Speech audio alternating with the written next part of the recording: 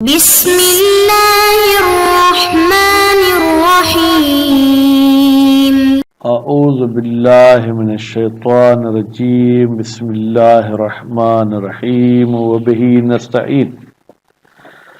الحمدللہ ہماری گفتگو لمعہ ششم کے کتاب القصاص میں ہے۔ کتاب القصاص کی بحث چلتے چلتے شرائط قصاص میں پہنچی۔ اب فرماتے ہیں شرائط قصاص میں سے ایک شرط یہ ہے کہ جناب جانی اور مجنی علیہ دین میں مساوی ہوں تو پھر قصاص کیا جائے گا، اگر نہیں ہے تو قصاص نہیں ہوگا۔ البتہ اعلیٰ ادنا کو مد نظر آپ کو رکھنا چاہیے، یعنی اگر مسلمان کافر کو قتل کرے تو مسلمان کو کافر کی وجہ سے قتل نہیں کیا جائے گا، لیکن اگر کافر مسلمان کو قتل کرے تو کافر قتل ہوگا۔ تو آپ کہیں جناب یہاں مساوات تو شرط نہیں ہے، ہم نے یہ کہا کہ جانی اگر مساوی ہوگا مجنی کے، اعلیٰ نہیں ہوگا تو جانی کو قصاص کیا جائے گا۔ اب فرماتے ہیں کون سا کافر آپ کہہ رہے ہیں کہ اگر مسلمان کافر کو قتل کرے؟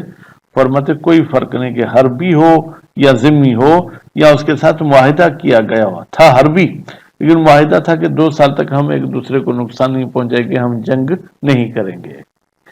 اچھا، ذمی تو وہ ہے جو شرائط ذمہ پر عمل کرتا ہے، اسلامی ملک میں رہتا ہے۔ اب اگر مسلمان نے کافر ذمی کو قتل کیا ہے تو اس کے بدلے میں مسلمان قتل نہیں ہوگا، اور اسی طریقے سے معاہدے والے کے ساتھ بھی اگر قتل کیا تو قتل نہیں ہوگا، لیکن اس کو تعزیر ہوگی۔ تعزیر یعنی اسلام نے جب کہا ہے کہ ان کو قتل نہیں کرو، قتل کیا ہے تو تمہیں حاکم شرع اپنے ثواب دید پر سزا دے گا۔ اس کے بعد پھر فرماتے ہیں کہ ذمی کی کچھ دیت بھی ہوتی ہے، وہ دیت بھی اس مسلمان کو ادا کرنی پڑے گی۔ اچھا، اب سوال یہ ہے کہ حربی کو بھی تو قتل کرنے کے لیے امام کی اذن چاہیے، اس نے امام کے اذن کے بغیر قتل کیا، تو کہتے ہیں جی ہاں یہ بھی جائز ہے، لیکن جہاد امام کے اذن کے بغیر نہیں کر سکتے۔ پس قتل الگ چیز ہے اور جہاد جو ہے کیا وہ الگ چیز ہے، اور دونوں کے الگ الگ احکام ہیں۔ جہاد میں جو مال ملتا ہے اس کو غنیمت کہتے ہیں، لیکن عام آپ اگر حربی کو قتل کر کے اس کو مال اٹھائیں گے تو اس کو غنیمت نہیں کہا جائے گا، مزید ہم عبارت میں پڑھیں گے۔ اس کے بعد پھر فرماتے ہیں کہ جناب کچھ علماء کرام نے فرمایا ہے کہ اگر اس مسلمان کو عادت ہو جائے اہل ذمہ کو قتل کرنے کی تو پھر اس مسلمان کا قصاص کیا جائے گا، یعنی اس کو قتل کیا جائے گا۔ پھر ان کی دلیل اگر دیکھیں تو غالباً اجماع بھی ہے اور ایک حدیث بھی ہے، لیکن ابن ادریس صاحب اس نظریے کے مخالف ہیں۔ وہ کہتے ہیں کہ اگر عادت بھی ہو مسلمان کو کفار کے قتل کرنے کی، بھلی کفار ذمی ہی کیوں نہ ہو، تو مسلمان کو قتل نہیں کیا جائے گا۔ تو ابھی جو ہے کیا ہے جناب، ہم چلتے ہیں۔ گزشتہ درس کی کچھ عبارت کے الفاظ کٹ گئے ہیں، میں ان کا ترجمہ آج کر دیتا ہوں۔ وہ عبارت تو پچھلے درس میں ہے، انشاءاللہ سننے والے پچھلا سنیں گے تو یہ بھی سنیں گے۔ تو اس میں یہ تھا کہ اگر ایک عبد 2 بندوں کو قتل کرتا ہے تو کس کو مقدم کیا جائے گا؟ تو پچھلی عبارت میں پڑھ دیتا ہوں، اگرچہ اس عبارت میں آج نہیں ہے۔ وکیل یقدم الاول، ایک قول کے مطابق یہ ہے کہ پہلے مقتول کو مقدم کیا جائے گا، لأن حقہ اسبق، اس لیے کہ اس پہلے مقتول کا حق پہلے لگ چکا ہے اس قاتل کے ساتھ، وہ یسقط الثانی، اور دوسرا ساکت ہو جائے گا۔ کیوں؟ لفوات محل استحقاق ہی، اس لیے کہ دوسرا جس بندے کو قصاص میں قتل کرنا چاہتا تھا وہ تو قتل ہو چکا۔ والاول اقوا، لیکن شہید ثانی فرماتے ہیں کہ بھائی دونوں مقتولین شریک ہوں گے، یہ قول قوی ہے۔ خیر یہ پچھلے درس کی بات، ابھی کے درس۔ ومنہا، ان شرائط میں سے، خوب التساوی فی الدین، یہ ہے کہ جناب جانی اور مجنی علیہ دین میں مساوی ہوں۔ نتیجے میں فلا یقتل مسلم بکافر، ایک مسلمان کافر کی وجہ سے قتل نہیں ہوگا، یعنی مسلمان نے کافر کو قتل کیا تو مسلمان کو قتل نہیں کیا جائے گا۔ حربین کان الکافر ام ذمین، وہ کافر چاہے کافر حربی ہو چاہے کافر ذمی ہو۔ وہ معاہدن کان الحربی عملہ، پھر حربی کی دو قسمیں ہیں، اس کے ساتھ کوئی معاہدہ ہوا تھا یا کسی قسم کا کوئی معاہدہ نہیں ہوا تھا جنگ بندی کا۔ ولیکن یعذر القاتل، لیکن قاتل کو تعذیر کی جائے گی بقتل ذمی والمعاہد، اگر وہ ذمی کو قتل کرتا ہے یا جس کے ساتھ ہمارا معاہدہ ہوا تھا، صلح ہوئی تھی، اس کو قتل کرتا ہے۔ لتحریم قتلہما، اس لیے کہ ذمی اور معاہد کو قتل کرنا حرام ہے اور یہ قتل کر کے فعل حرام کا مرتکب ہوا ہے۔ وَيَغْرِمُ دیت ذمی، اور یہ مسلمان ذمی کی دیت ادا کرے گا۔ خوب ذمی کی دیت کتنی ہے؟ غالباً 1000 درہم ہے۔ وَيُسْتَفَادُ مِنْ ذَلِكَ، یا 1000 سے کچھ کم ہے، وہ پھر آگے کہیں مناسبت سے آئے گا تو وہ بیان کر دیں گے، نہیں تو دیات میں تو انشاءاللہ آپ پڑھیں گے۔ وَيُسْتَفَادُ مِنْ ذَلِكَ، یہ جو مصنف صاحب نے تفصیل بیان کی ہے کہ ذمی میں دیت دے گا، حربی کی بات بیان نہیں کی، اس سے کیا استفادہ ہوتا ہے؟ جواز و قتل الحربی، کہ جائز ہے حربی کو قتل کرنا بغیر اذن الامام، امام کے اذن کے بغیر۔ وَإِن تَوَقَّفَ جواز جہاد ہی، اگرچہ متوقف ہے حربی کے جہاد کا جائز ہونا علیہ اذن امام پر۔ وَيُفَرَّقُ بین قتل ہی و قتال ہی جہادا، اور فرق کیا گیا حربی کے قتل کرنے میں اور حربی کو جہاد کے عنوان سے قتل کرنے میں۔ قتل قتال دونوں گویا کہ ایک معنی دے رہے ہیں، لیکن ایک قتل مثلا ذاتی رنجش، ذاتی غصہ، دوسرا جہاد کا عنوان، دونوں میں فرق ہے۔ جہاد کے عنوان سے قتل کریں گے تو امام کی اذن ضروری ہے، ایسے قتل کریں گے تو اذن ضروری نہیں ہے۔ وَهُوَ كَذَلِكَ، شہید ثانی فرماتے کہ یہ مطلب ایسے ہی ہے۔ لِأَنَّ الْجِهَادَ مِنْ وَظَائِفِ الْإِمَامِ، اس لیے کہ جہاد امام کی ذمہ داریوں میں سے ہے۔ وَهَذَا يَتِمُ، هَذَا یعنی یہ جو فرق کیا ہم نے قتل اور قتال میں، یہ مکمل ہوگا اہل کتاب میں۔ لِأَنَّ جِهَادَهُمْ، اس لیے کہ اہل کتاب کے ساتھ جہاد کرنا یترتب علیہ، اس مترتب ہوتے ہیں احکام، اور بھی احکام، مال غنیمت کا ہونا، ان کے بچوں کو پھر اسیر کر کے کنیز وغیرہ بنانا، غیر القتل، تتوقف علی الحاکم، وہ جو ہے جناب متوقف ہے کیا؟ احکام، ٹھیک ہے، کس پر؟ حاکم صاحب پر۔ اما غیرہم، لیکن اہل کتاب کے علاوہ دوسرے لوگ جو ہیں، فلیس فی جہاد الا القتل، تو ان کے تو جہاد میں بھائی صرف اور صرف یہ ہے کہ یا ان کو قتل کرو او الاسلام، اسلم او تقتل، وکلاہما، اور یہ دونوں باتیں قتل اور اسلام کا قبول کرانا، لا یتوقف تحقیقہ علی الحاکم، اس کا متحقق ہونا متوقف نہیں ہے کس پر؟ جناب حاکم صاحب پر، حاکم سے اجازت لینا بھی ضروری نہیں ہے۔ لیکن قد یترتب علی القتل احکام اخر، لیکن کبھی کبھی غیر کتابی کے قتل پر کچھ اور احکام بھی مترتب ہوتے ہیں، جیسے احکام ما یغنم منہم، مثلا وہ احکام جو ان سے مال ملتا ہے غنیمت میں، اس کا کیا کریں؟ وَنَحْوِهِ وَتِلْكَ وَظِیفَةُ الْإِمَامِ أَيْضًا، اور یہ جو احکام ہیں یہ امام کی ذمہ داری بھی ہے، یعنی حاکم اگر امام کا نمائندہ ہے تو بھی ٹھیک، نہیں تو امام کی بھی ذمہ داری ہے ان میں اپنی جو ہے کیا ہے رائے اور اذن کو ہمیں دے۔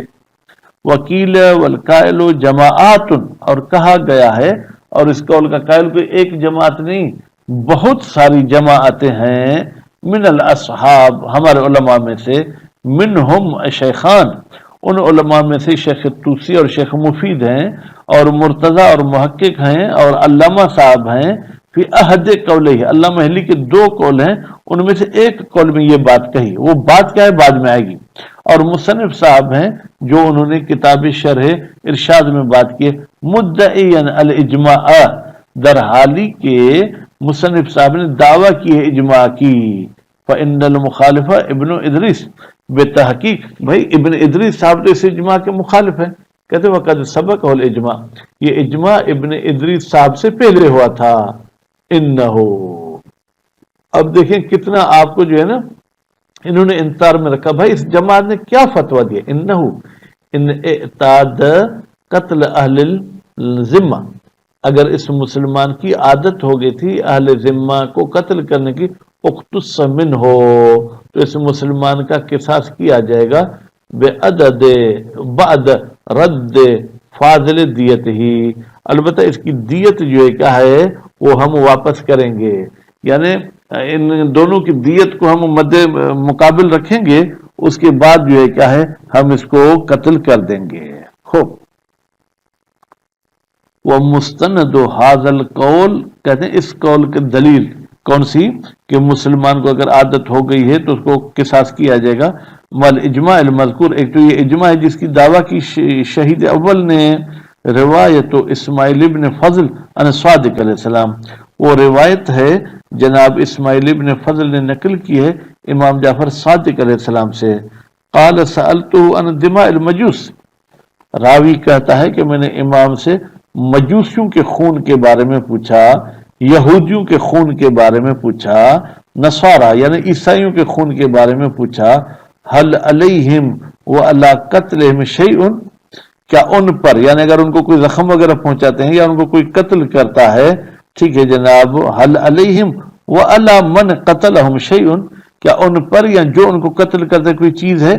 اذا غش المسلمین، جبکہ ہم دیکھتے ہیں کہ وہ ملاوٹ کر کے مسلمانوں کو لوٹتے ہیں، وَأَظْهَرُ الْعَدَاوَةَ لَهُمْ، اور وہ کھلم کھلا مسلمانوں کے ساتھ دشمنی کا بھی اظہار کرتے ہیں، وَالْغِشْ، اور ان کے ساتھ ملاوٹ بھی کھلم کھلا کرتے ہیں.